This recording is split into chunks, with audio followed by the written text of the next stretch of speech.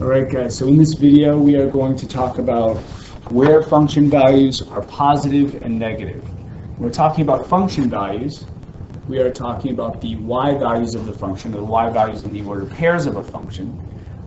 And when we are talking about where those function values are positive and negative, we're really talking about what intervals on the x-axis will give us x values that will make our function values positive, and what intervals on the x-axis will give us x values that make our function values negative. So in general, we can say that function values are going to be positive when we're above the x-axis and negative when we're below the x-axis, right? And if we're talking about a function changing signs, we're really saying that a function is crossing the x-axis somehow. And one way, of course, to do that is at an x-intercept, where we are literally going across the x-axis from above to below the x-axis, or from below the x-axis to above the x-axis, right? And at those x-intercepts, our function values are changing signs. Now, those x-intercepts are x values that correspond to real zeros of the function, right? And those real zeros are x values that will make the equation of the function equal 0. So what we want to ask ourselves is, will a function always change signs at its x-intercepts or real zeros? We've got two examples here that we're going to take a look at. In our first example, we've got f of x equals x minus 2 times x plus 3. Here we have the two zeros of x equals 2 and x equals negative 3. And if we were to type this guy into the calculator, we would see the graph of a function that comes down and crosses the x-axis at negative 3, and then comes back up and crosses the x-axis again at positive 2, right? And here clearly, these two zeros of our function are indicating a change in function values, right? Where we're actually crossing the x-axis, right? In our second example right here, we have f of x equals x minus 3 squared. And here we would say that we have the zero of x equals 3 with a multiplicity of 2. Now right here, if we took a look at the graph of this function, we would see, of course, a function that would come down and touch the x-axis at 3. But since the multiplicity is 2, we wouldn't cross. So we would just come down and touch our x-axis at 3. And then go back up. That's a pretty bad parabola, but you guys get the idea. And in general, right here, what we have is an x-intercept, a place where we're touching the x-axis, but not crossing, not changing signs with our function values, right? Now, in general here, we can see that with a multiplicity that is even, we're always just going to touch the x-axis and not cross. So that means that even multiplicities for zeros indicate x-intercepts where we don't change signs, right? If we look at the first example here, we can see that both of our zeros have multiplicities of 1, which are odd multiplicities, and that indicates that our function, of course, will change signs, right? Since we will be crossing the x-axis at those zeros, right? So zeros with odd multiplicities indicate us crossing the x-axis, and we would say in that case our function is changing signs. And zeros with even multiplicities mean we just touch the x-axis, and that would indicate x-intercepts where our function is not changing signs. So right here, what I want you guys to do is to go through these examples right here, find the zeros, the multiplicities, and indicate whether the function changes signs at the given zero by looking at the multiplicity. So why don't you guys go ahead and pause the video here, and we'll come back in a second and give these a shot. All right, guys, so looking at our first example here, we've got f of x equals x plus 3 times x minus 2 to the 4th power. From our first linear factor, we get the zero of negative 3 with a multiplicity of 1. That's an odd multiplicity, so here we can say that this zero is going to represent a place where we cross the x-axis, and so our function values will change signs, right? With our second 0 of 2 coming from x minus 2 to the 4th power, we have a multiplicity of 4, and so that's an even multiplicity, and that indicates that we just touch the x-axis at x equals 2, and we do not change signs. We do not cross the x-axis, right? So on to our second example. From our first linear factor, we have the 0 of 5. It's got a multiplicity of 1. Again, that's an odd multiplicity, so here we can say we change signs. From our second linear factor, we have the 0 of 2 with a multiplicity of 3, and so that's going to be a 0 where we cross the x-axis. And so again here, because that multiplicity is odd, we know that that is going to be an x value where our function values change signs. Finally, with our last linear factor, we have the 0 of negative 3. It has a multiplicity of 2, though. That's an even multiplicity, and so we would say our function does not change signs. In our last example, we have zeros coming from 2 of our 3 factors here. So right here from our first linear factor, we have the 0 of negative 3. It has a multiplicity of 1. So here we can say that our function values will change signs at that x-intercept, because with an odd multiplicity, we're going to cross the x-axis. With our second factor, we actually have a quadratic that is irreducible over the reals, and that means that its zeros are going to be imaginary, and of course if the zeros are imaginary, they don't even represent x-intercepts, so we don't even actually touch the x-axis. So this guy isn't going to give us zeros that give the potential for us to cross the x-axis at all, since they'll be imaginary. With our last linear factor of x minus 4, we have a multiplicity of 2. So here, an even multiplicity indicates that this is an x-intercept where we just touch and we don't cross, so we would say that we do not change signs with that last 0. All right, guys, so let's take a look at sign charts. So we're determining a function's positive and negative intervals.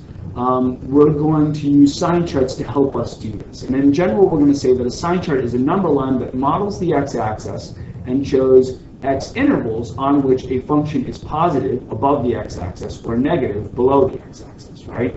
Now, the way that we create a sign chart is first by finding the real zeros and their multiplicities, right? So we're going to take a function, find its zeros and its multiplicities. Then we're going to mark off the real zeros on a number line, which is basically going to be the sign chart, right? Next, we're going to determine the sign of the function value on one interval by plugging in an x value on that interval. And right here, when we're talking about one interval, we're basically talking about an interval of x values between our zeros, right? So between our real zeros. And in this case, basically what we're going to do is find whether a function is above the x-axis between the real zeros or below the x-axis between the real zeros, right? Once we find the sign on one interval, we are going to go along our sign chart and determine whether we change signs by looking at the multiplicity of the zeros, right? So right here we'll have found the zeros and their multiplicities, and we'll look at the multiplicities to determine whether we change signs as we cross over the 0 into the next interval between two zeros, right? So right here we're going to look at the last example from the last page, right? We already know what the zeros are here. And what we're going to do is we are going to go ahead and determine where this function is 0, positive, and negative, right? By using our sign chart, and also just from looking at the equation of the function itself. So right here, first we'll go ahead and write down the zeros. So for zeros, we have x equals negative 3. We know that has a multiplicity of 1. And of course, normally we wouldn't write down the multiplicity of 1, but in the case where we're creating this sign chart, it can be useful to sort of refer to the multiplicity. We know that the middle factor, that x squared plus 1, isn't going to give us any real zeros. So we're not going to get any x-intercepts from that guy. And the next factor is x minus 4, that has the 0 of 4, and that 0 has a multiplicity of 2, right? So we're going to mark off these zeros on this number line right here, right? So right here, our two zeros are negative 3 and 4, and we want to determine the sign of the function, whether the function is above the x-axis or below, on one of our three intervals. Now, I can choose any x value to plug into my f of x. I'm going to choose the easiest one I can. I'm going to choose the x value of 0, which is, of course, on the interval between -3 and 4, right? So right here, I take the x value of 0, and I'm going to plug him into my f of x, right? So right here, I'm going to determine the sign of the function by just looking at the sign of each of the multiples that I'm going to be multiplying to get the function. So right here, if I plug 0 into my first linear factor, I'm going to get +3, and so I will be positive with that first linear factor. If I plug it into my second factor, I'm going to have just +1, so it'll be positive there too. If I plug 0 into my third factor, I would get -4, but since I'm going to be squaring that guy, I know he's always going to be positive. So right here, the multiplication of 3 positives gives me a positive, and that indicates that right here we're going to have a positive output, or a positive y value, when we plug in the x value of 0 into f of x. So right here we can say that on the interval from -3 to 4, our function is going to have positive function values, or positive y values, and we're going to be above the x-axis, right? Now right here, I'm going to cross over my zeros and determine what my sign is going to be in the other two intervals by thinking about the multiplicity of the 0 that I'm crossing over.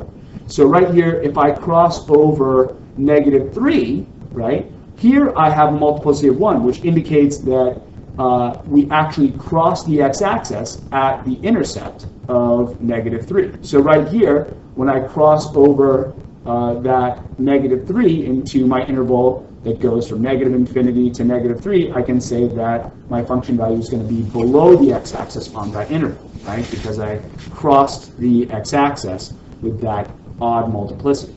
Now when I go over 4, right, into the interval from 4 to +infinity on the x-axis, now right here, because that 0 has a multiplicity of 2, I know that I don't cross the x-axis with that 0, and I'm going to stay positive, right? And so in general right here, what we can say is that this function is going to have positive function values on the interval from -3 to 4, union with 4 to +infinity. That's these two intervals right here, right?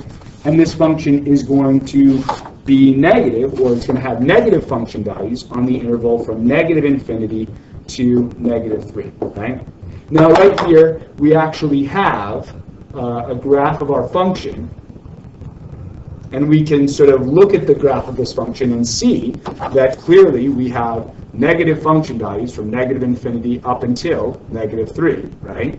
Where we cross the x-axis with that odd multiplicity. Then our function values are positive, and they're positive from 3 all the way to 4. Remember that we have a function value of 0 at 4, right? So we do have a function value of 0. We are touching the x-axis, even though we aren't going through it.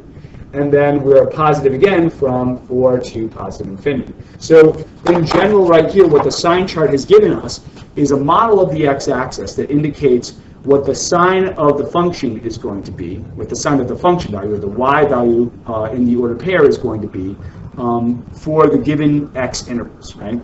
For you guys to try, what I want you guys to do is to go ahead and find the zeros, take the multiplicities, mark those zeros off on our number line right here, for the first and the second example, and then go ahead and determine the sign of the function on one interval by choosing an x value and plugging it into the function for that interval, and then use the multiplicities to determine the signs of the other intervals for the function. All right, so pause the video here, and we will come back and take a look at this guy in a second. All right, guys, so let's take a look at these two problems.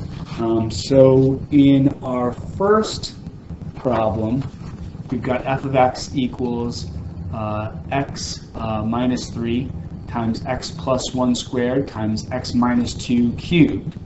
And so right here, from those linear factors, we get the zeros of 3, -1, and 2. We would mark those off on the sign chart here, our model of the x-axis.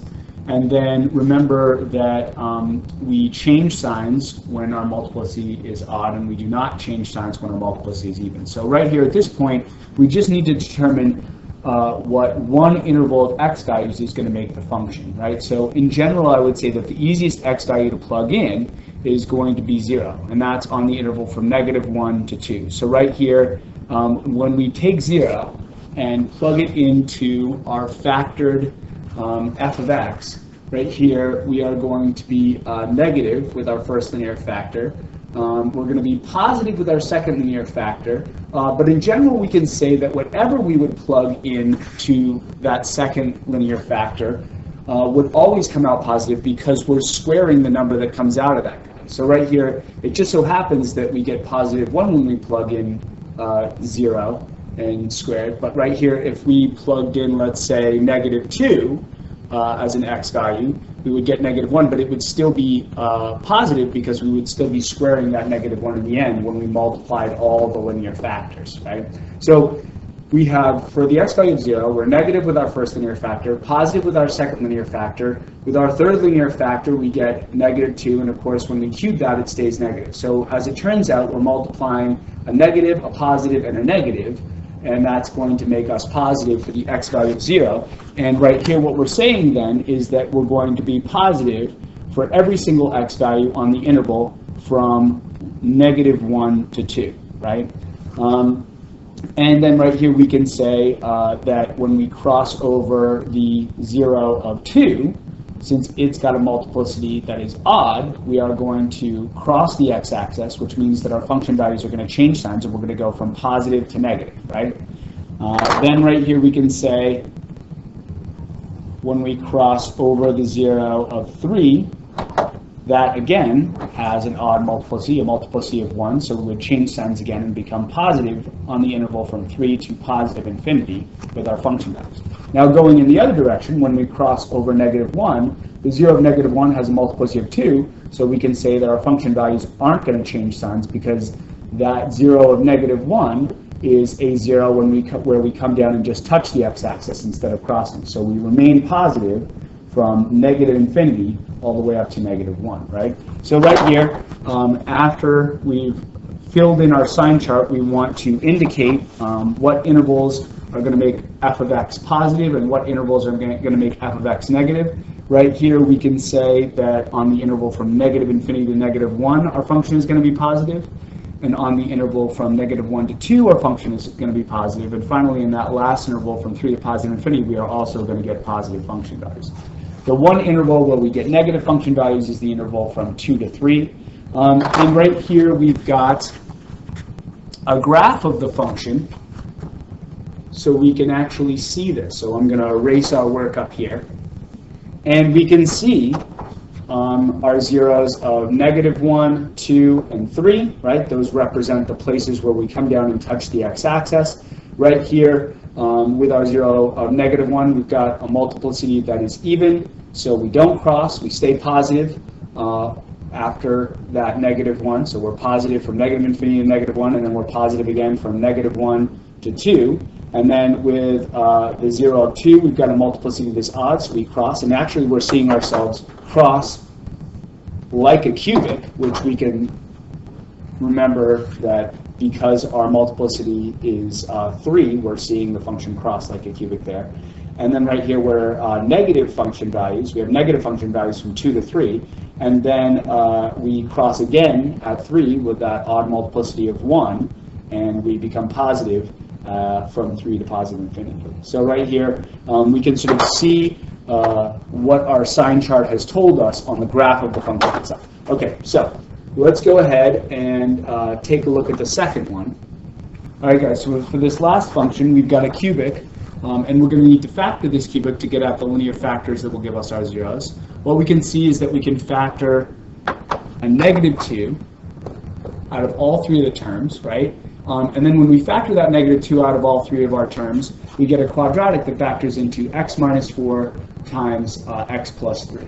So right here, from our 3 linear factors, we get the zeros of 0, 4, and negative 3, all of which are going to have a multiplicity of 1, right? So right here, we mark those zeros off on our sign chart, or model of the x-axis here.